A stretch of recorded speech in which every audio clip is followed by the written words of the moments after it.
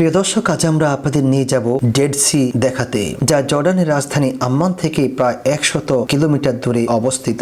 মৃত সাগর, তার আরবি হচ্ছে আল বাহরুল মাইয়েত। এর পশ্চিম উপকূল ইসরায়েল অবস্থিত। এটি বিশ্বের সর্বনিম্ন স্থান, যেখানে উচ্চতা সমুদ্র পৃষ্ঠের 394.6 মিটার 1269 ফুট নিচে। মৃত সাগর উপকূলের প্রায় 25 কিলোমিটার প্যালেস্টাইন কর্তৃপক্ষের অধীনে, যার মধ্যে কুমরান এবং এনফেশকা অন্তর্ভুক্ত রয়েছে। ওদিকে ঘুরে ঘুরে দেখাবো ডেড সি, যাকে মৃত সাগর বলা হয়ে থাকে। এই মৃত সাগরের উত্তর থেকে দক্ষিণে অনেকগুলো গ্রাম রয়েছে। তার মধ্য থেকে একটি গ্রামের নাম হচ্ছে কালিয়া। এটি একটি ইসরায়েলি বসতি, যা কাছাকাছি কালিয়া সমুদ্র সৈকত পরিচালনা করে। এর পাশে কোমরান ন্যাশনাল পার্ক অবস্থিত। সেখানে রয়েছে ওবেনাথ গ্রাম, রয়েছে মিতশফে সালেম, রয়েছে একটি গেডি, এবং রয়েছে এন বোকেক, রয়েছে নেবে জাহার, এবং রয়েছে এনতামার। এরকম অনেকগুলো গ্রাম সেখানে রয়েছে। মৃত সাগরের পানি অত্যন্ত লবণাক্ত এবং এটি পৃথিবীর দ্বিতীয় লবণাক্ত প্রধান জলধারা হিসেবে পরিচিত। এর নাম এসেছে কারণ এটি অতিমাত্রায় লবণাক্ত হওয়ায় এখানে কোনো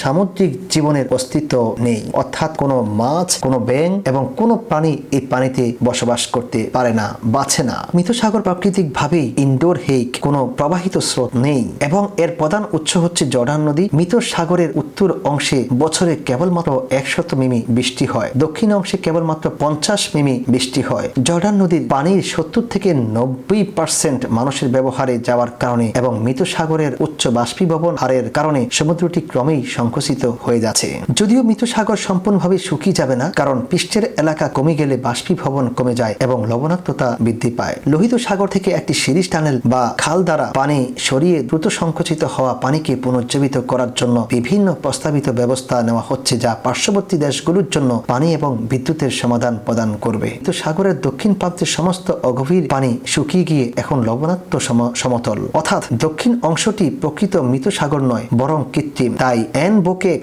এবং নেবেজোহার এলাকাগুলিতে প্রকৃত মৃত সাগরতে সাঁতার কাটার জন্য আদর্শ স্থান নয়। উত্তর অংশ থেকে দক্ষিণ অংশে পানি অপসারণের জন্য একটি চ্যানেল রয়েছে। এই চ্যানেলে সাঁতার কাটার জন্য সুযোগ আছে এবং একই অভিজ্ঞতা পাওয়া যাবে যদি জল প্রতিরোধী স্যান্ডেল এবং লবণ ধোয়ার জন্য পানি থাকে। উদাহরণস্বরূপ, মাসাদার পাশের হাইওয়ে থেকে একটি চ্যানেলের দূরত্ব মাত্র 100 থেকে 200 মিটার। চ্যানেলের পানি স্থির থাকলেও দক্ষিণ প্রান্তে ব্লক খুলে দিলে পানি চলাচল করতে পারে। এই আল বাহরুল মাইয়েত বা মৃত সাগর বা ডেড সির অনেকগুলো বৈশিষ্ট্য রয়েছে।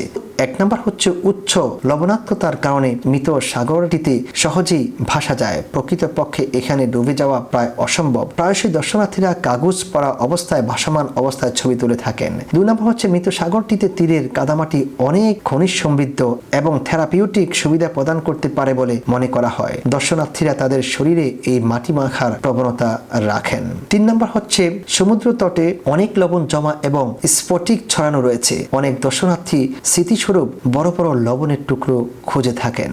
আপনারা জানেন মৃত সাগরের জলবায়ু সম্পর্কে। মৃত সাগরের জলবায়ু মৌসুম অনুযায়ী পরিবর্তিত হয়। পর্যটন মৌসুমে তাপমাত্রা বেশ উষ্ণ হতে পারে। বসন্তে 30 সেলসিয়াস অর্থাৎ 86 ফারেনহাইট এবং গ্রীষ্মে 40 সেলসিয়াস যা 104 ফারেনহাইট এর উপরে থাকে। এখানে প্রতি বছর গড়ে 330 দিন রোদ থাকে এবং বৃষ্টির দিনগুলো সাধারণত শীতকালে ঘটে থাকে। যদিও মৃত সাগরটিতে সূর্যের আলো অনেক বেশি, তবে নিচু উচ্চতা ও অতিরিক্ত বায়ুমণ্ডলের কারণে রোদ অপেক্ষাকৃত দুর্বল হয়ে থাকে। তাই বলা হয় যে এখানে রোদে পোড়ার ঝুঁকি কম থাকে, তবে রোদে পোড়া সাধারণত সাবধানতা এবং সানব্লক ব্যবহার করা উচিত। মৃত সাগরের সূর্যের এই গুণাবলী আসলে প্রাকৃতিক ফটোথেরাপির মাধ্যমে ত্বকের রোগ সহ বিভিন্ন রোগ নিরাময়ের জন্য পরিচিত। আজকে আমরা আপনাদেরকে ঘুরে ঘুরে দেখাচ্ছি ডেড সি বা মৃত সাগর। এই ডেড সির আশেপাশেই নবী লূত আলাইহিস সালামের কওমদেরকে রাব্বে কারীম ধ্বংস করেছিলেন। যে লূত আলাইহিস সালামের ঘটনা পবিত্র কুরআনুল কারীমের মধ্যে এসেছে। আজকে আমরা ঘুরে ঘুরে আপনাদেরকে দেখাচ্ছি জর্ডানে অবস্থিত ডেড সি বা মৃত সাগর।